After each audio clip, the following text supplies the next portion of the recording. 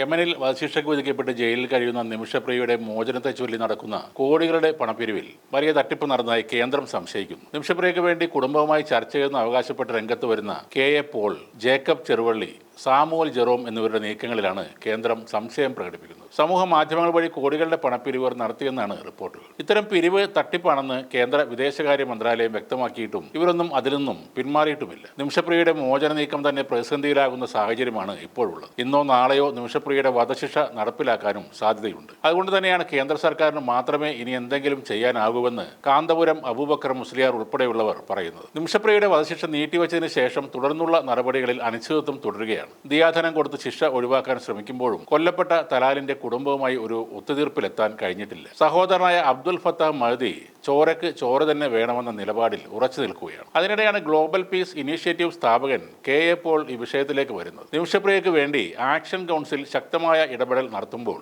പോളിന് പിന്തുണ നൽകുന്ന സമീപനമാണ് നിമിഷപ്രിയയുടെ ഭർത്താവായ ടോമി സ്വീകരിക്കുന്നത്. അതിനാൽ നിമിഷപ്രിയയുടെ മോചനവുമായി ബന്ധപ്പെട്ട് പ്രവർത്തിക്കുന്ന സേവ് നിമിഷപ്രിയ ആക്ഷൻ കൗൺസിൽ പ്രവർത്തനം നിർത്തുമെന്നും അറിയിച്ചിരുന്നു. ആക്ഷൻ കൗൺസിലിന് എതിരെയാണ് കെ.എ. പോൾ നിലകൊള്ളുന്നത്. നിമിഷപ്രിയയുടെ മോചനവുമായി ബന്ധപ്പെട്ടുള്ള ഇടപെടലുകളിൽ നിന്ന് കാന്തപുരത്തെയും അഡ്വക്കേറ്റ് സുഭാഷ് ചന്ദ്രനെയും വിലക്കണം എന്നാവശ്യപ്പെട്ട് കെ.എ. പോൾ കോടതിയിൽ ഹർജി ഫയൽ ചെയ്തിരുന്നു. ഇത്തരത്തിൽ നിലപാട് സ്വീകരിക്കുന്ന പോളിനൊപ്പം നിമിഷപ്രിയയുടെ കുടുംബം നിലകൊള്ളുന്ന സാഹചര്യത്തിൽ ഇനിയും മുന്നോട്ടു പോകേണ്ടതില്ല എന്നാണ് ആക്ഷൻ കൗൺസിൽ അംഗങ്ങൾ പറയുന്നത്. നിമിഷപ്രിയയുടെ മോചനത്തിന് ആവശ്യമായ തുക പ്രധാനമന്ത്രിയുടെ ഫണ്ടിൽ നിന്ന് നൽകണമെന്ന് ആവശ്യപ്പെട്ട് ദിവസങ്ങൾക്ക് മുൻപ് കെ.എ. പോൾ ഒരു പോസ്റ്റ് പങ്കുവച്ചിരുന്നു. നിമിഷപ്രിയയെ ഇത്രകാലം മോചിപ്പിക്കാത്തതിൽ മറുപടി പറയേണ്ടത് ഇന്ത്യയുടെ വിദേശകാര്യമന്ത്രിയാണെന്നും അയാൾ പറഞ്ഞിരുന്നു. പ്രധാനമന്ത്രിയായ നരേന്ദ്രമോദി നിമിഷപ്രിയയ്ക്ക് വേണ്ടി എന്ത് ചെയ്തുവെന്നാണ് പോൾ ചോദിക്കുന്നത്. 11 വർഷമായി രാജ്യം ഭരിക്കുന്ന മോദിക്ക് എന്തുകൊണ്ട് നിമിഷപ്രിയയെ മോചിപ്പിക്കാൻ കഴിയാതെ പോയി എന്നും പോൾ ചോദിച്ചിരുന്നു. നിമിഷപ്രിയയുടെ മോചനത്തിനെന്ന പേരിൽ കെ.എ. പോൾ വ്യാജ പണപ്പിരിവ് നടത്തുന്നതായി നിമിഷപ്രിയ ആക്ഷൻ കൗൺസിൽ ആരോപിച്ചിരുന്നു. ഇക്കാര്യം ചൂണ്ടിക്കാട്ടി മുഖ്യമന്ത്രി പിണറായി വിജയന്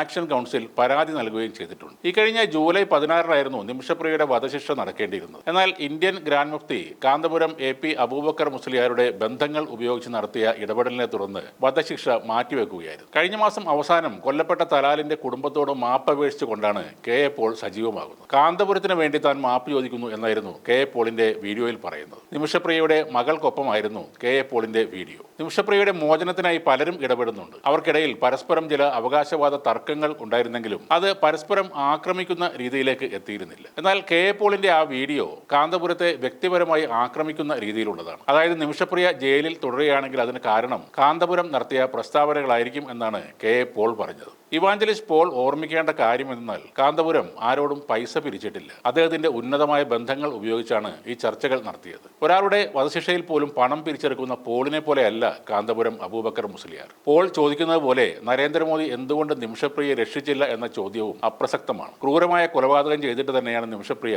ജയിലിൽ കിടക്കുന്നത്. കൊല നടത്തിയ കാര്യം മലയാളത്തിലെ മാധ്യമങ്ങൾക്ക് മുന്നിൽ അവർ തുറന്നു പറഞ്ഞിട്ടുമുണ്ട്. പഴയ ഗോത്രകാല നീതിയായ ചോരക്ക് ചോര എന്ന ശിക്ഷയിൽ നിന്നും നിമിഷപ്രിയയെ ഒഴിവാക്കാനാണ് എല്ലാവരും ശ്രമിക്കുന്നത്. അല്ലാതെ അവർ നിരപരാധിയായിട്ടല്ല. പണം പിരിച്ചെടുക്കാനുള്ള ആവേശത്തിൽ കെ.എ. പോൾ കേന്ദ്രത്തെ കയറി ചൊറിയുന്നത് നല്ല കാര്യമല്ല. ഓരോ രാജ്യത്തെയും നിയമം വ്യത്യസ്തമാണ്. അതനുസരിച്ചാണ് അവിടെ ശിക്ഷ നടപ്പാക്കുന്നത്.